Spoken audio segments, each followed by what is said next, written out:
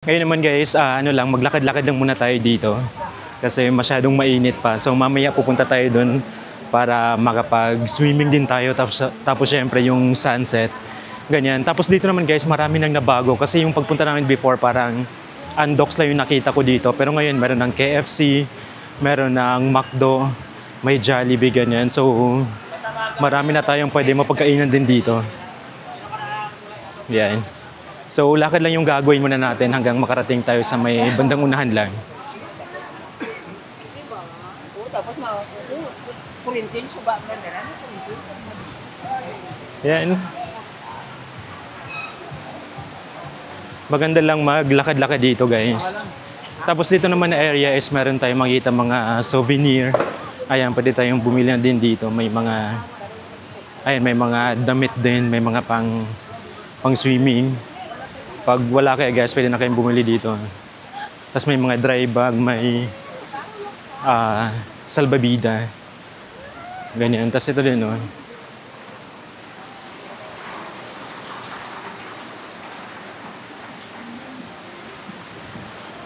Ayan, dito muna tayo. Grabe, ang ganda talaga ng Boracay, guys. Ito na yung pang third time ko dito. Tapos yung mga kasama ko pala is umuwi na sila. So ako na lang muna dito, magsa-solo muna tayo.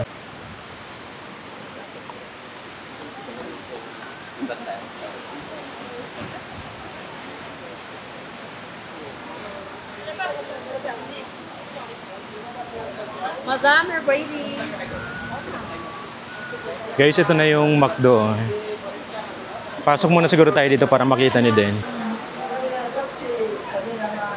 Ayun, ito yung sa may baba, tapos meron na silang glass wall. So kitang-kita natin yung labas.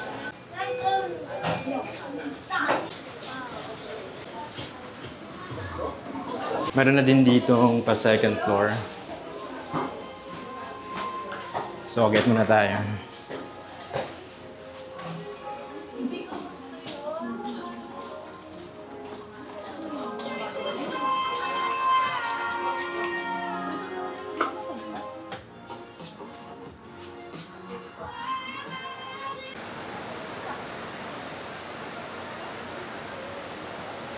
Yan, so pumasok lang tayo saglit dun sa McDo. Tapos continue na ulit yung lakad natin dito guys. Tsaka sana hindi na umulan guys kasi ilang araw na talagang umuulan dito. At this time sana talaga ma-witness natin yung sunset. Kasi tuwing hapon na ulan talaga. Pero ngayon sana hindi na. Ay, dito muna tayo sa may mga niyog.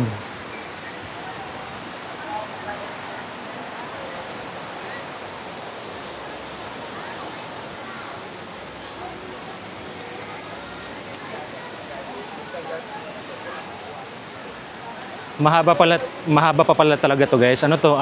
Nasa station 2 pa lang tayo. Ayun, may mga buko dito. Pwede tayong bumili. Dito naman may mga ginagawa pa lang. Oh. Magkakaroon pala ng stall.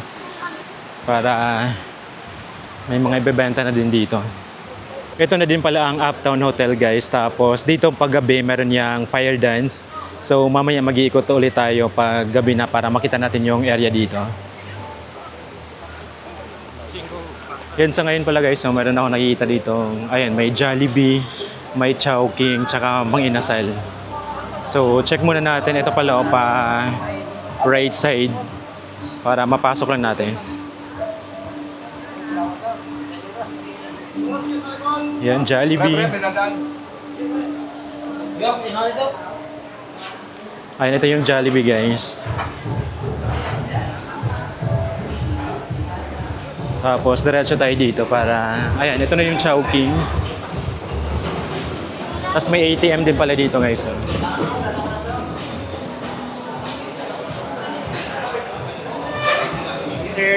Ay po.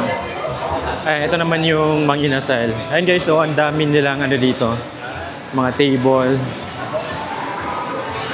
So makakain tayo. Lalo na pag, ayan, bukas, Saturday, madami na yan tao. Ngayon kasi is Friday pa lang. Magsidatingan pa lang sila. Mang Inasal. Yung may beach view talaga guys is yung McDo. Yung Jollibee wala. Pero ayan, pag nag-crave tayo guys, ayan, meron na dito. Ayan, medyo madami na yung tao ngayon guys. Ano na, pahapon na nga kasi. Para hindi na masyadong mainit mamaya. Pero yung mga pupunta talaga dito is ngayon ang dating. Kasi today is Friday. Para bukas hanggang Sunday. Kaya expect na natin na mas marami talaga yung tao bukas.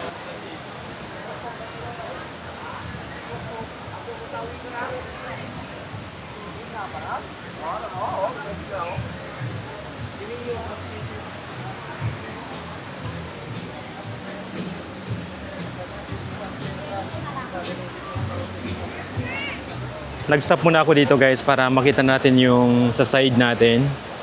Ayan, ganyan kaganda. At sana tuloy-tuloy na talaga yung ganda ng weather. Tapos dito ulit mga, ayan. Yan yung mabibili natin dito.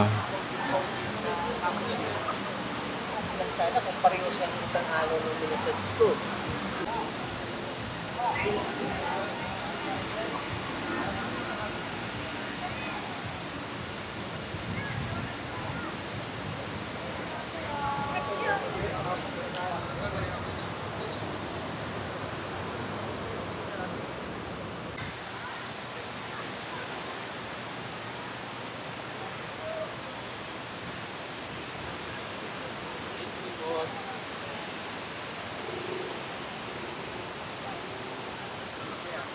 Ngayon naman, stop muna tayo dito sa may Starbucks guys kasi sobrang init. Pahinga lang tayo saglit tapos inom tayo ng drinks. Ayan, tapos maganda din yung view dito. Kasi ito na yung sa pinakaharap natin guys. Ayan, makita ko lang. Ikot ko lang yung camera. Ayan. So mamaya meron pa tong second floor, dun tayo aakyat. Ito na yung drinks natin, so aakyat tayo dito sa second floor.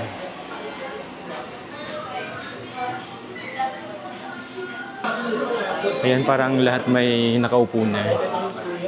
Pero, pakita ko lang yung pinaka-view dito sa second floor. Mas maganda guys. Tignan mo. Ayan.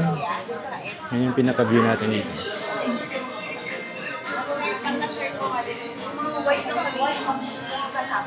Ayan. Ay, parang may third floor pa pala guys. So, check natin. Kasi may sila dito. Nakalimutan ko may roof deck pa pala sila. Ayan, so ito yung perfect spot din guys. Ayan, kung gusto natin ng alfresco, mahangin, at the same time, nasa pinakatuktok tayo. Mas presko. Ayan, so dito lang muna tayo tatambay guys kasi ang presko lang talaga dito. Ang sarap mag-relax lang talaga dito. Tapos yun na yung pinaka-view natin. Yung beach na, ayan. Pahinga lang tayo saglit kasi mamaya maglalakad tayo. Siguro abot tayo na hanggang Station 1. Pero titinan ko pa kung didilim na. Kasi ngayon pala guys is 4:39 in the afternoon. So mamaya baka abot pa tayo ng Station 1 para mapuntahan natin dun. Ayun guys, so nakapagpahinga na tayo. At dito muna tayo dadaan guys kasi marami akong nakikita dito. Ito pala yung Paraw. Ito yung tinatawag na Paraw. So mas madami talaga dito guys kasi nakaabang pala to para sa sunset. Ayan, so mamaya pag sunset na, maglalayag na yan sila doon. Maraming magre-rent dyan para ma-experience yung sunset at the same time nakasakay ka doon sa Paraw.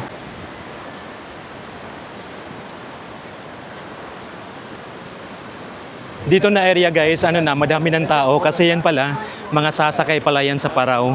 Kaya pala ang daming Paraw na naka-standby dito kasi mamaya, yun nga, mas madami na yung mga sasakay.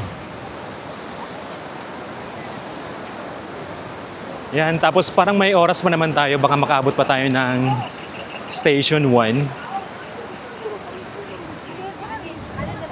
Yan, dami ng tao dito.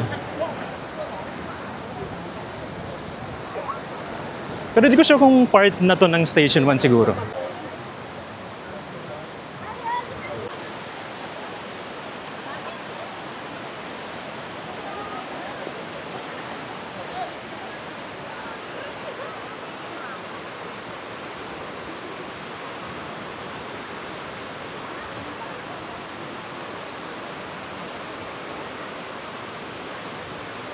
Ayan, sobrang lapit na natin dun sa pinaka landmark dito sa Boracay, yung sa may Station 1. Ayun, marami na nagsialisan ng mga paraw.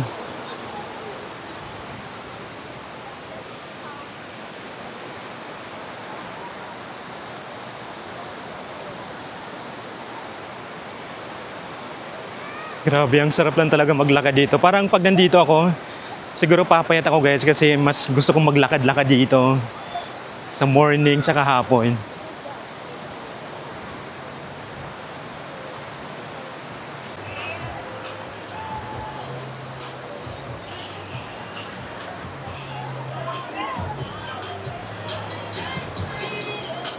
Ito naman ang Diamond Water Edge Resort. Yan, beachfront lang din guys.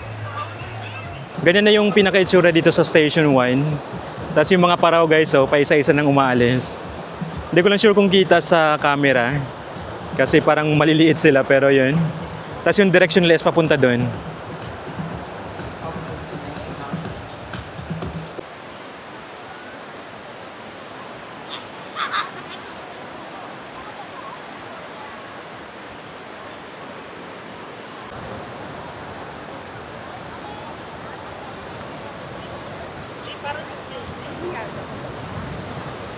Guys, finally nakarating na tayo dito sa may Station 1, ganyan. So, iba din talaga yung ganda dito guys sa Station 1. Tapos dito naman, meron silang mga ino-offer na kayak pala guys.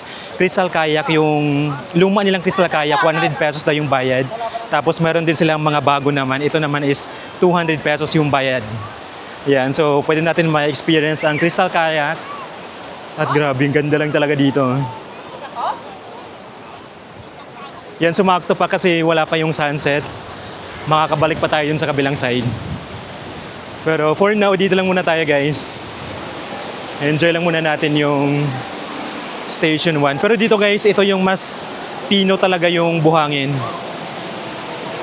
Kaya gustong-gusto kong pag nandito ako sa Boracay, pinupuntahan ko talaga yung Station 1. Kasi ang ganda ng buhangin dito.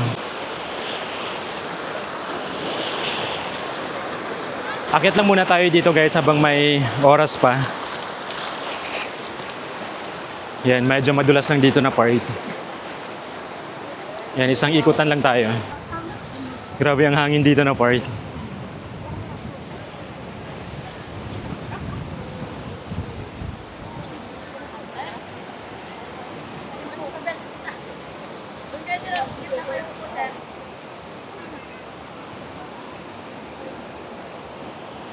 Ay, sorry. Daan lang po. Ayan, umikot lang talaga tayo guys. Kaya pag mapuntahan nyo tong Boracay guys, puntahan nyo din to. Station 1. Yan, umikot lang talaga tayo kasi madami na yung tao dun sa taas. Maraming gusto magpicture. Dito na muna tayo maglalakad habang malakas yung alon. Grabe, ang saya. Ang sarap mag-swimming na. Antayin ko lang talaga muna yung sunset.